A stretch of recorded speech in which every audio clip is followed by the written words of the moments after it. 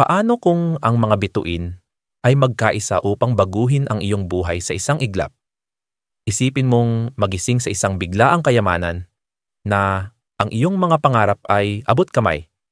Hindi lang ito isang pantasya. Si Baba Vanga, ang kilalang mistiko na ang mga prediksyon ay humakot ng milyon-milyong tagahanga, ay hinulaan ang isang pangyayaring magbabago ng buhay pagkatapos ng Marso 12, 2025. Ngunit narito ang twist. 5 zodiac signs lamang ang nakatadhanang makaranas ng biglaang kayamanan. Isa ka ba sa mga napili? Maaring ikagulat mo ang sagot. Manatiling nakatutok habang ibinubunyag namin ang makahulang mensahe ni Baba Vanga at sinisiyasat kung paano maaring humuhubog ang mga cosmic force sa iyong kapalaran. Si Baba Vanga, ang bulag na mistiko na ang mga propesiya ay umakit sa milyon-milyon, ay nag-iwan ng isang pamana ng kahangahangang mga prediksyon. Mula sa mga pangglobong kaganapan hanggang sa mga personal na kapalaran, ang kanyang mga pananaw ay patuloy na pumupukaw at nagbibigay inspirasyon sa mga tagasunod sa buong mundo. Sa kanyang maraming mga revelasyon, isa ang namumukod-tangi dahil sa pangakong magdadala ng pagbabago sa buhay, ang biglaang pagdating ng kayamanan.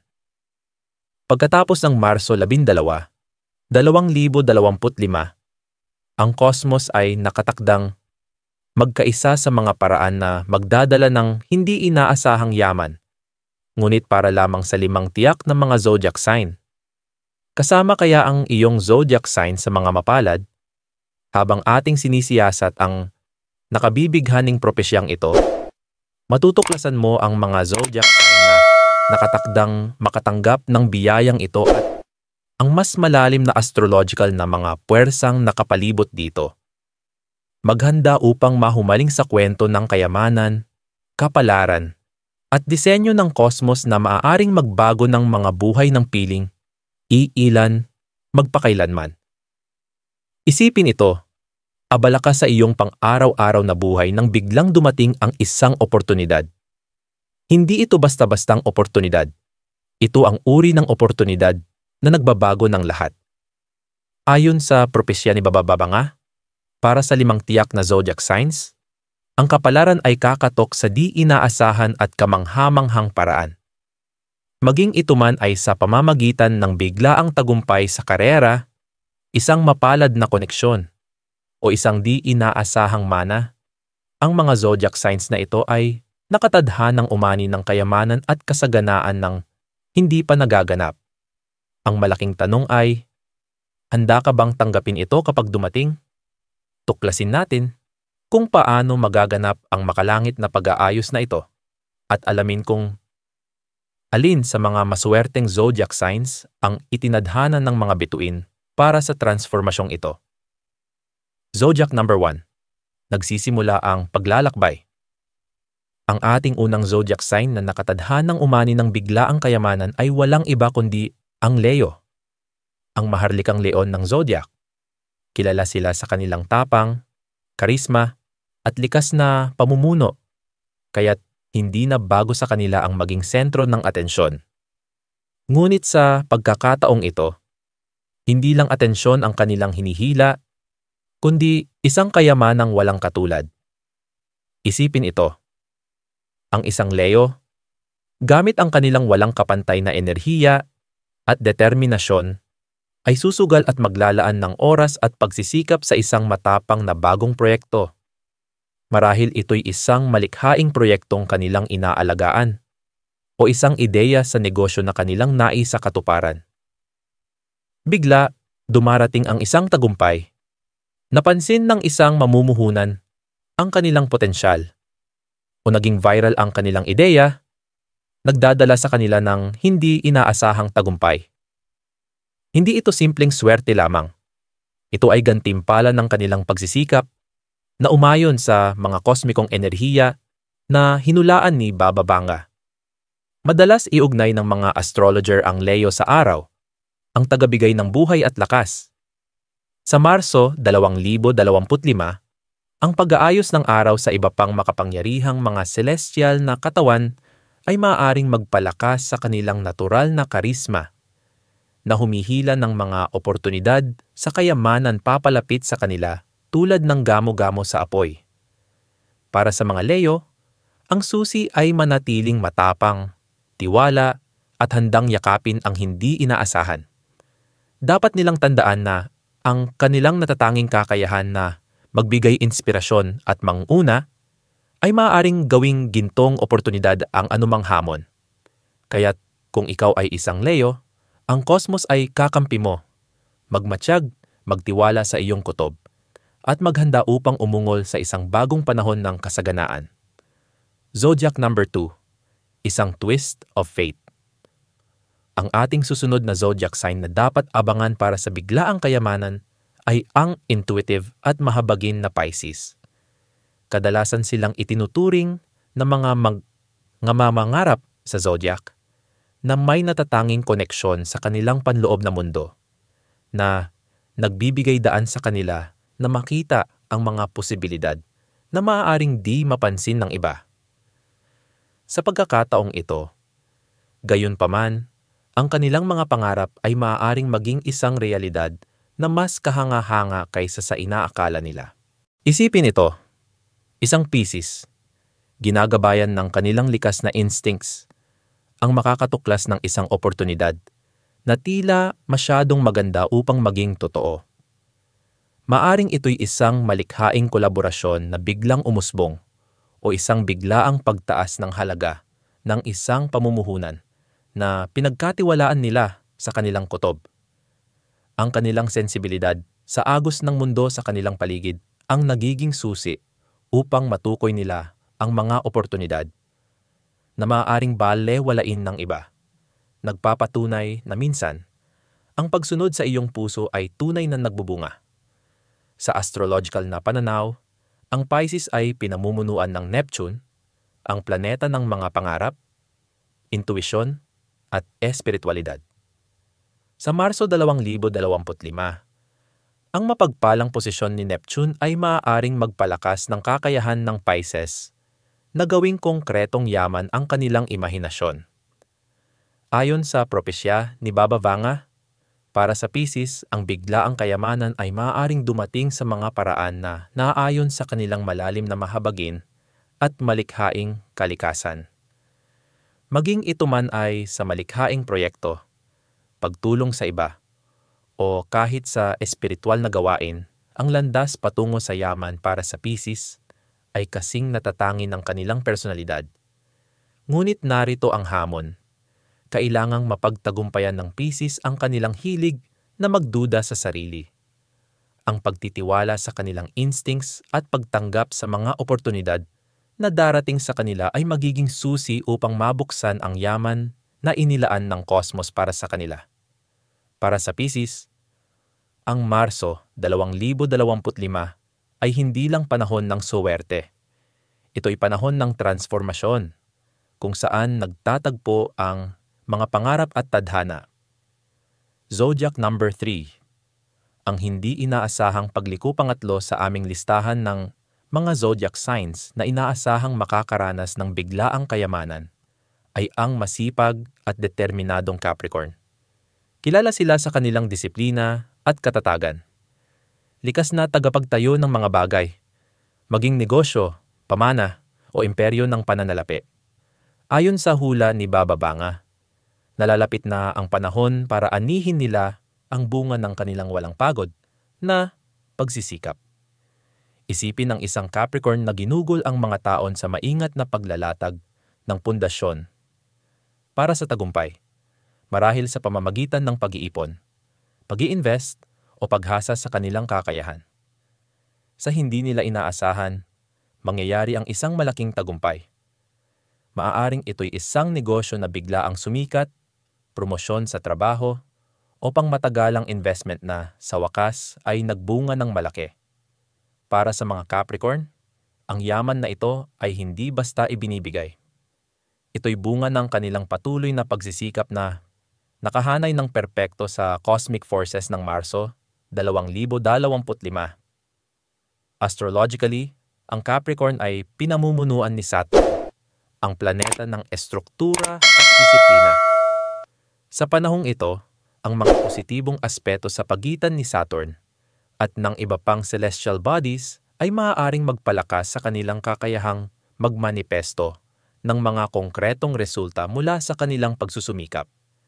Ang foresight ni Baba Vanga ay nagpapahiwatig na makikita ng mga Capricorn ang kanilang pagsisikap na dumoble sa mga paraang hindi nila inaasahan, na nagpapatunay na ang tiyaga ay tunay na nagbibigay ng gantimpala. Gayunpaman, dapat maging maingat ang mga Capricorn na huwag hayaang ang kanilang pagiging praktikal ay magbulag sa kanila sa mga natatanging oportunidad na maaaring dumating. Habang sila'y mahusay sa pagpaplano at estratehiya, ang Marso 2025 ay nananawagan sa kanila na gumawa ng matapang at desididong hakbang kapag dumating ang swerte. Sa pamamagitan ng kombinasyon ng kanilang likas na karunungan at kaunting spontaneity, maaaring mabuksan ng mga Capricorn ang isang kayamanan ng mga posibilidad na dati lamang nilang pinangarap. Para sa mga ipinanganak sa ilalim ng tanda na ito, malinaw ang propesya. Manatiling grounded, manatiling nakatuon, at magtiwala na handa ang universo na gantimpalaan ang inyong walang sawang pagtugis ng tagumpay. Zodiac number 4. Isang daan na hindi nalalakbay. Ang pang-apat na zodiac sign na nakatakdang makatanggap ng biglaang kayamanan ay ang Scorpio, ang mahiwaga at mapamaraan na tagapamahala ng pagbabago.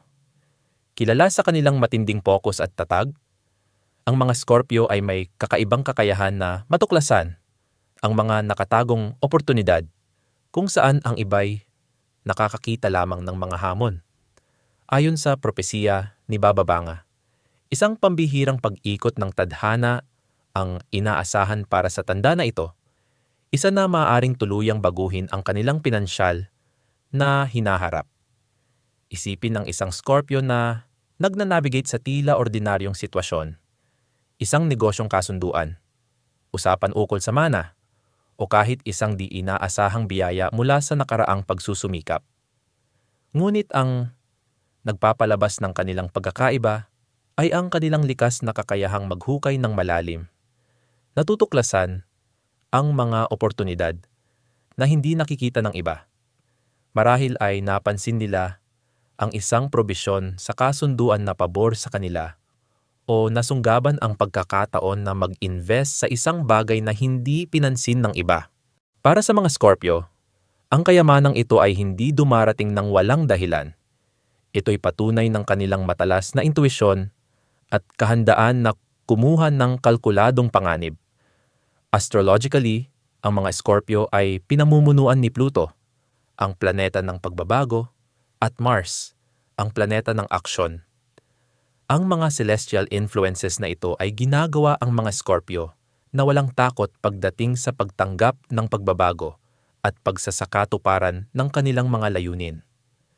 Sa Marso 2025, ang impluwensya ni Pluto ay maaaring magbigay ng lakas sa kanila upang gumawa ng matapang na hakbang, habang itinutulak sila ni Mars na kumilos ng buong determinasyon kapag dumating ang pagkakataon. Ang pangitain ni Baba Vanga ay nagpapahiwatig na hindi lamang makatatanggap ng kayamanan ang mga Scorpio, kundi magagamit din ito upang baguhin ang kanilang buhay sa makabuluhang paraan. Gayunpaman, kailangang mag-ingat ang mga Scorpio na huwag hayaang lamunin sila ng kanilang kasidian. Ang paghahanap ng balanse sa pagitan ng kanilang pasyon at praktikalidad ay magtitiyak na kanilang mapapakinabangan ng husto ang oportunidad na ito. Para sa Scorpio, ang Marso 2025 ay panahon upang magtiwala sa kanilang intuisyon, manatiling matatag, at yakapin ang landas na karaniwang tinatahak. Maaring ito ang magdala sa kanila sa natatanging yaman. Zodiac number 5, ang Grand Finale. Ang huling zodiac sign na nakatakdang makatanggap ng biglaang kayamanan ay ang Taurus, ang determinadong at grounded na toro ng zodiac. kilala sa kanilang tiyaga, pagiging praktikal, at pagmamahal sa mga masasarap na bagay sa buhay, ang mga Taurus ay may likas na kakayahang makaakit ng kasaganaan. Ayon sa propesiya ni Baba Vanga, ang Taurus ay papasok sa isang panahon ng hindi inaasahang kasaganaan, kung saan ang bunga ng kanilang pasensya at pagsusumikap ay mamumulaklak sa kahangahangang paraan. Isipin ito, isang Taurus ang nakakahanap ng sarili sa tila ordinaryong sitwasyon, marahil sa pagdalo sa isang business meeting o kaswal na pakikipag-usap tungkol sa isang ideya sa mga kaibigan. Ngunit bigla, isang oportunidad ang lumitaw.